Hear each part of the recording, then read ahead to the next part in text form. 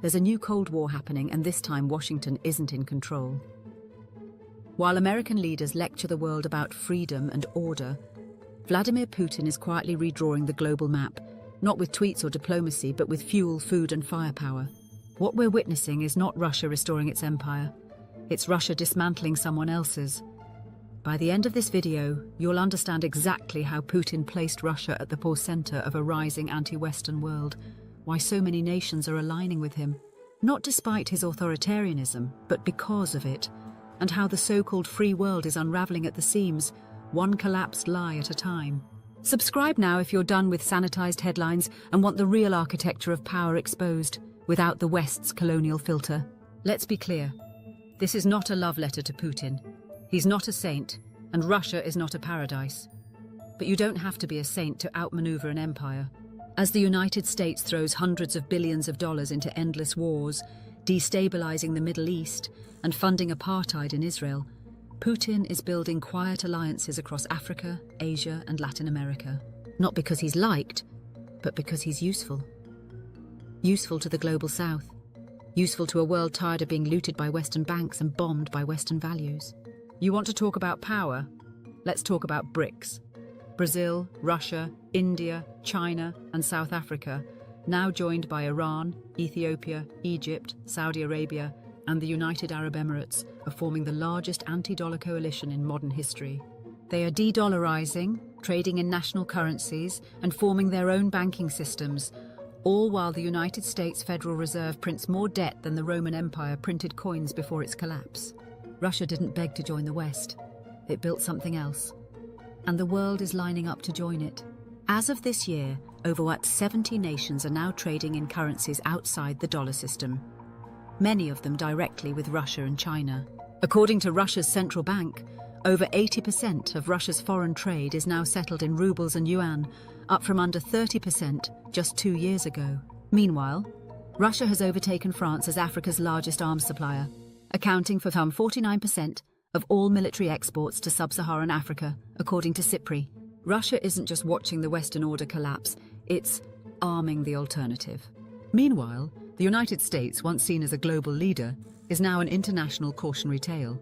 Just ask the nations whose economies were crushed by IMF loans, or the civilians in Gaza buried under rubble paid for by American tax dollars.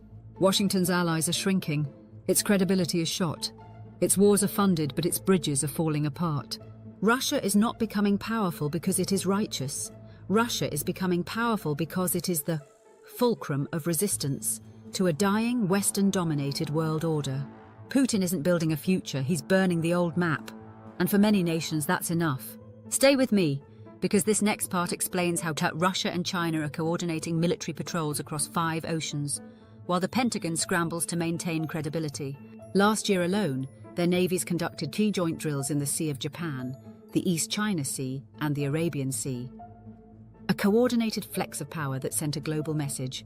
Power is moving east. And now the dragon and the bear are circling the globe together. China and Russia are building digital firewalls, semiconductor pipelines, and surveillance systems that make Silicon Valley look like a garage startup. This isn't about communism, it's about control. It's about who writes the rules and who gets to break them. Yes, Russia has vulnerabilities. Its demographics are declining, its tech sector is strained, its economy is still deeply dependent on oil. But while the West bleeds out trying to preserve illusion, Putin thrives on erosion. He doesn't need to win the war. He just needs to make sure the empire he's fighting loses control. If the dollar collapses, if NATO fractures, if Western media loses its monopoly on truth, if the old global power structure gives way to a multipolar world order, then Russia doesn't need to lead the world. It just needs to survive it. And right now that's exactly what it's doing, while the United States funds genocide in Gaza and claims it's defending democracy. So if you've been told Putin is isolated, ask yourself, why are over 50 nations doing business with him? Why are African leaders booting out Western troops and signing military deals with Moscow? Why is Russia leading peace talks the United States won't even attend? The answer is not love, it's leverage. It's what happens when a world gets tired of kneeling and finds an alternative no matter how flawed. And if you think this doesn't affect you, think again. Every time gas prices spike, every time food shipments stall, every time the stock market trembles, you're feeling the aftershocks of a world no longer ruled from Washington. That's not Putin's victory, it's the West's consequence. If you believe Western dominance is collapsing under its own weight, drop a comment and tell us, what comes next? A multipolar world or something darker? Russia isn't stealing power. The West is leaking it through every war, every lie, every crumbling illusion of control. This isn't just geopolitics. It's your paycheck, your silence, your reflection in the mirror. How long can we call this freedom when we fund occupation, collapse, and lies? If you're in the West like I am, this isn't just global politics, it's personal. We have a choice. Keep pretending our governments speak for freedom while funding apartheid and collapse, or help expose the truth before it's too late. Like, share, and subscribe. If you're ready to challenge the empire from within, and if you believe the real power shift starts with being honest about what we've become. Thank you for tuning in and supporting our journey at the Progressive Wave, where knowledge, New York City, and community come together to make a difference. Every view, comment, and share strengthens our growing community, and we're excited to have you along for the ride. Our mission is simple: to dive into the heart of today's most pressing issues, examining current events, news, and politics through a critical, human-centered lens. With so much unfolding in the world, it is easy to feel disconnected or overwhelmed. But that is why we are here. We aim to bring clarity and context, shining a light on the stories that shape our lives, while empowering our audience to think critically, ask questions, and get involved. And of course, as a New York City-based platform, we are passionate about sharing the magic of New York City with you. From hidden gems to iconic landmarks, we cover everything that makes this city unique and resilient, adding a local flavor to our discussions on broader social and political matters. But what really sets the Progressive Wave apart is our dedication to community engagement.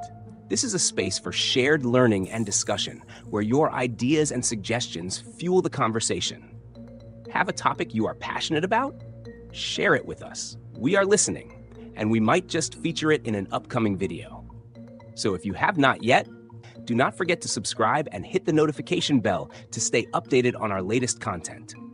Let us navigate the complexities of our world together, one video at a time. Thanks again for watching. We cannot wait to see you back here for more insights, stories, and progressive takes on the news that matters most.